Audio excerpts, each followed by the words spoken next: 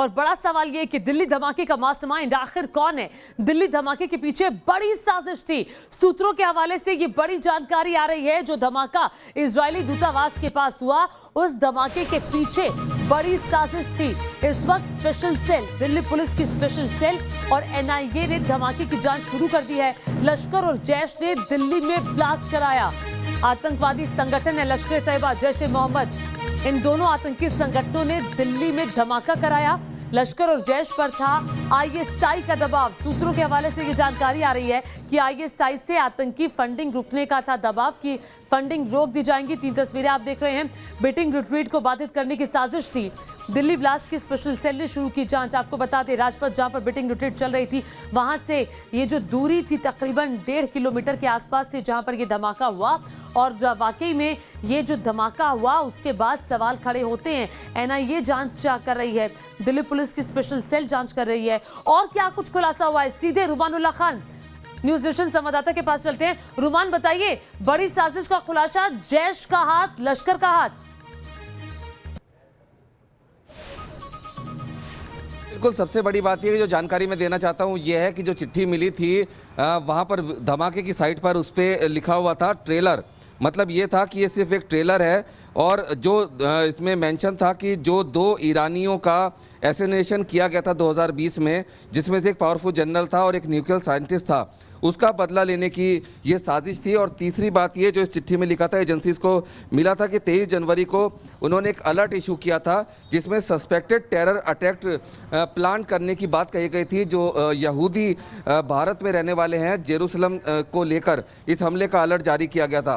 हालांकि इससे पहले 2013 में भी इसी तरह का अटैक एक इजरायली दूतावास कर्मचारी की गाड़ी पर हुआ था, जिसमें उसकी पत्नी घायल हो गई थी।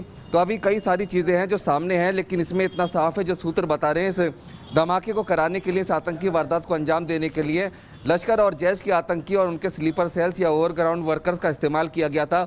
एक बहुत बड़ी इंटरनेशनल साजिश का ये हिस्सा था, क्योंकि बीटिंग रिट्रीट को भी डिस्टर्ब करना और साथ ही साथ जो इजराइल और भारत के मैत्री संबंध है, मैत्री दिवस पर ये धमाका करना ताकि किसी भी तरह से यहाँ पर गड़बड़ी फैलाई जा सके।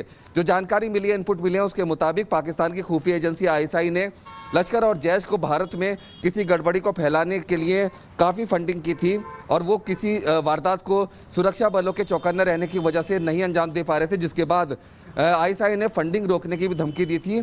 इन दोनों आतंकी संगठनों के ऊपर भी काफ़ी दबाव था और साथ ही साथ इसमें अल-कायदा और ईरानी एजेंसीज का जिक्र भी अभी इन्वेस्टिगेशन में इनिशियल तौर पर किया जा रहा है। थोड़े समय के बाद साफ हो जाएगा कि आखिर इस धमाके के पीछे कौन लोग थे। लेकिन ये बात साफ है कि जो चिट्ठी मिली है उस पर ट्रेलर लिखा हुआ है। जी, उस पर ट्रेलर लिखा हुआ है। और बहुत बड़ी चुनौती अब है कि क्योंकि अभी इस बात से साफ रुमान ये हो जाता है कि अभी भी आतंकी हैं, आसपास हैं, जिन पर दबाव डालकर उन्हें पकड़ने की कोशिश अब एनआईए की टीम करेगी, दिल्ली पुलिस की स्पेशल सेल करेगी। यानी कि अभी चुनौती बहुत बड़ी बनने वाली है।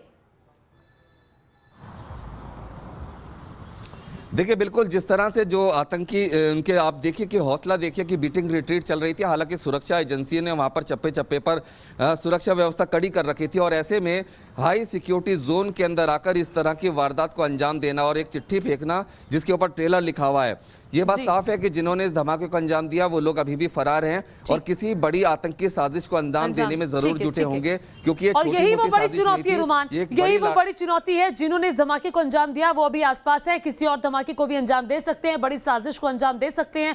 और चुनौती दिल्ली पुलिस के सामने, एनआईए के सामने उन लोगों तक पहुंचने की है। बहुत शुक्रिया इस तमाम जानकारी के लिए।